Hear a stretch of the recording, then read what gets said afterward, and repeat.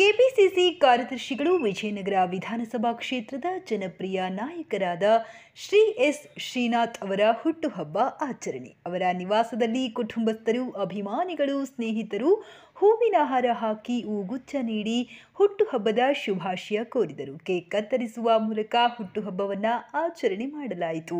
ಕಾರ್ಯಕ್ರಮದ ಕೊನೆಯಲ್ಲಿ ಶ್ರೀ ಎಸ್ ಶ್ರೀನಾಥ್ ಅವರು ಮಾಧ್ಯಮ ಮಿತ್ರರ ಜೊತೆ ಶುಭ ಕೋರಿದ ಎಲ್ಲ ಸ್ನೇಹಿತರಿಗೂ ಅಭಿಮಾನಿಗಳಿಗೂ ಅಭಿನಂದನೆ ಸಲ್ಲಿಸಿದರು. ನಾನು 2010 ಎಲೆಕ್ಷನ್ ಸೋತಾಗ ಮೇಲೆ ನಮ್ಮ ಸ್ನೇಹಿತರುಗಳು ಈ ಹುಟ್ಟುಹಬ್ಬದ ಒಂದು ಆಚರಣೆನ ಸ್ಟಾರ್ಟ್ ಮಾಡಿದ್ರು. ಒಂದು 15 ವರ್ಷದಿಂದ. ಅವತ್ತು ನಮಗೆ ಅದೇ ಇವಾಗ ಬಂದಿದ್ದಾರಲ್ಲ RPC ಲೇಔಟ್ ಜನತೆ ಒಂದು 8,000 ಓಟ್ ಹಾಕಿದ್ರು.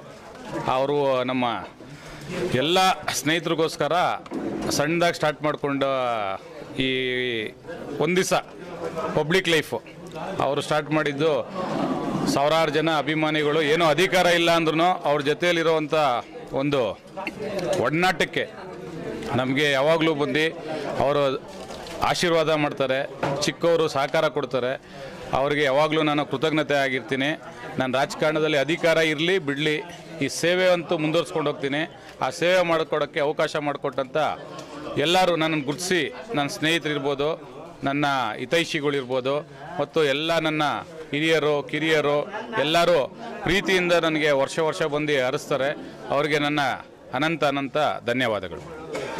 ಅಭಿಮಾನಿಗಳು ಅನ್ನೋದಕ್ಕಿಂತ ನಾನು ಎಲ್ಲರಿಗೂ ಹೇಳ್ತೀನಿ, ಯಾರು ನನ್ನ ಹಿಂದೆನೂ ಇರಬೇಡ್ರಪ್ಪ, ನನ್ನ ಮುಂದೆನೂ ಹೋಗ್ಬೇಡ್ರಿ, ಎಲ್ಲ ಜೊತೆಯಲ್ಲಿ ಹೋಗೋಣ. ಜೊತೆಗೂಡಿ ನಡೆದರೆ ತುಂಬ ದೂರ ನಡೀಬೋದು ಅಂತ, ಅಂದರೆ ಜೊತೇಲಿ ಹೋಗ್ಬೋದು ಅಂತ.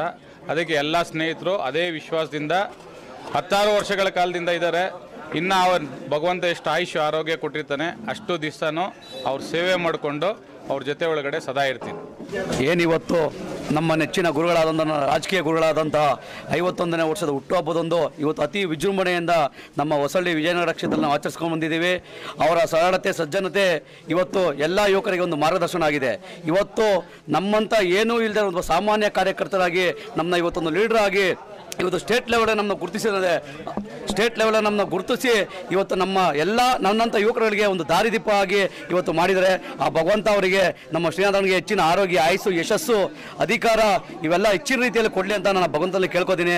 ಮುಂದಿನ ದಿನಗಳಲ್ಲಿ ಯುವಶಕ್ತಿಯೇ ದೇಶದ ಶಕ್ತಿ ಅನ್ನೋದಕ್ಕೆ ನಿಜವಾಗಲೂ ನಮ್ಮ ಶ್ರೀನಾಥಣ್ಣನೇ ಒಂದು ಮಾದರಿ ಆಗುತ್ತೆ ಅಂತ ಈ ಸಂದರ್ಭದಲ್ಲಿ ಹೇಳಕ್ಕೆ ಇಷ್ಟಪಡ್ತೀನಿ.